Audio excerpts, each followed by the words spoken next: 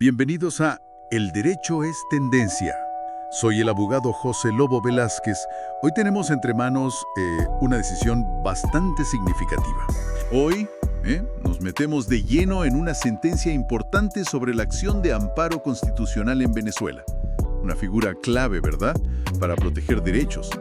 Tenemos aquí fragmentos de una decisión de la Sala Constitucional del Tribunal Supremo de Justicia, el TSJ. Nuestro objetivo: entender un caso, bastante complejo sobre presuntas violaciones de derechos en un proceso penal.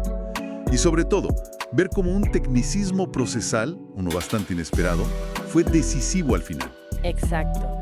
Vamos a analizar un caso donde se alegaba nada menos que la violación del derecho a la defensa y a la tutela judicial efectiva. Pero lo curioso, lo realmente llamativo, es cómo un asunto formal, la llamada inepta acumulación de pretensiones, acabó, eclipsando el debate de fondo. Vale, pongámonos en situación. La decisión es de la Sala Constitucional del TSJ. La ponente es la magistrada Michelle Adriana Velázquez Grillet.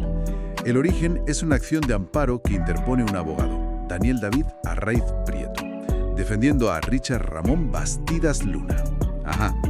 Y este señor se enfrenta a cargos bastante serios: tráfico ilícito de drogas según la Ley Orgánica de Drogas y también asociación para delinquir según la Ley Orgánica contra la Delincuencia Organizada.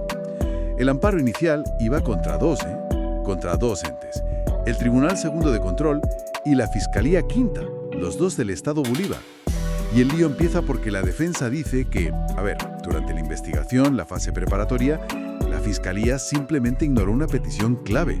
Pidieron que declararan 8 testigos suyos. Claro. Y argumentan que eso viola directamente el derecho a la defensa, que está en la Constitución y en el Código Procesal Penal, el COP.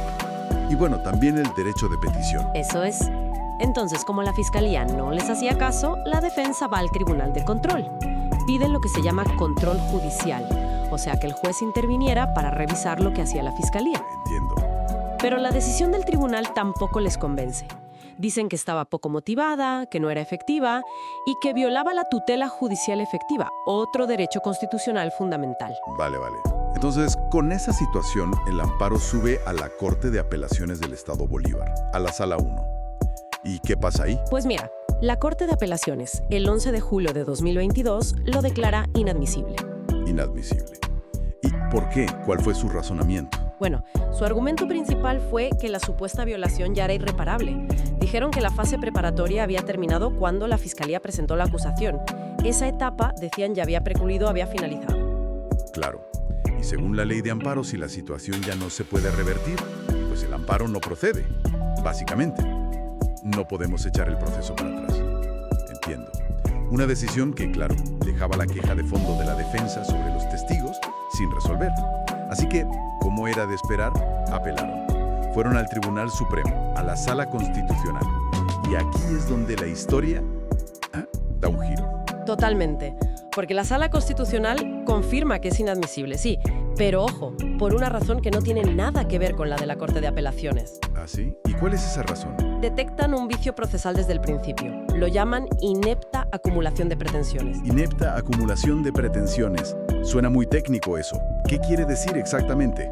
Pues básicamente que en la misma demanda de amparo se intentó ir contra 2 órganos diferentes, el Tribunal de Control y la Fiscalía, pero se presentó ante un tribunal que no era competente para juzgar a los dos a la vez. Ah, vale. La Sala aplica una norma del Código de Procedimiento Civil que prohíbe esto. La Corte de Apelaciones sí podía decidir sobre el amparo contra la decisión del Tribunal de Control. Eso lo dice la ley de amparo. Pero, y aquí está el quid, no era competente para decidir sobre el amparo contra la actuación de la Fiscalía. ¿Y quién era competente para la Fiscalía entonces? Pues la jurisprudencia del propio TSJ dice que los amparos contra fiscales los ven los juzgados de juicio. O los de control sí está en juego la libertad personal, pero no era el caso general aquí. Entonces, al demandar a los dos juntos ante la Corte de Apelaciones, cometieron ese error, esa acumulación indebida. O sea que el resultado final es el mismo. El amparo es inadmisible, pero el motivo cambia por completo. Ya no es porque la etapa haya precluido o fuera irreparable. Exacto. Sino por un error de procedimiento al presentar la demanda. No se entró ni a mirar el fondo del asunto de los testigos. Eso es. Para resumir, teníamos una acción de amparo para proteger derechos fundamentales supuestamente violados por la Fiscalía y un tribunal. La Corte de Apelaciones dice no por irreparabilidad y preclusión. Pero luego la Sala Constitucional dice no, pero porque la demanda estaba mal planteada desde el inicio. Se acumularon acciones contra órganos distintos ante un tribunal que no podía con uno de ellos. Esto deja clarísimo la importancia crítica de la técnica procesal, ¿no? Un fallo en cómo o dónde presentas tu demanda puede significar que ni siquiera se discuta si tenías razón en el fondo, si tus derechos fueron violados. Es un recordatorio de que la forma, en derecho, a veces, lo es todo. Sin duda. Y nos deja pensando en esa tensión constante, ¿verdad? Entre tener normas procesales claras, que son necesarias para ordenar los juicios, y el riesgo de que esas mismas normas, por su complejidad, se conviertan a veces en una barrera para acceder a la justicia de forma efectiva y proteger las garantías que la Constitución promete. Esperamos que este análisis detallado de la sentencia haya sido útil y haya aclarado un poco este caso. Muchas gracias por la atención prestada a esta discusión jurídica. Bueno, gracias por habernos acompañado hoy en El Derecho es Tendencia. Un placer. Este análisis ha sido presentado por Abogados Velázquez y Asociados. Les invitamos a seguirnos en redes y escuchar nuestro próximo análisis. Hasta pronto. Si te gustó nuestro contenido, haz clic en me gusta, comparte y suscríbete a todas nuestras redes. Si deseas una asesoría más completa, escríbenos al privado.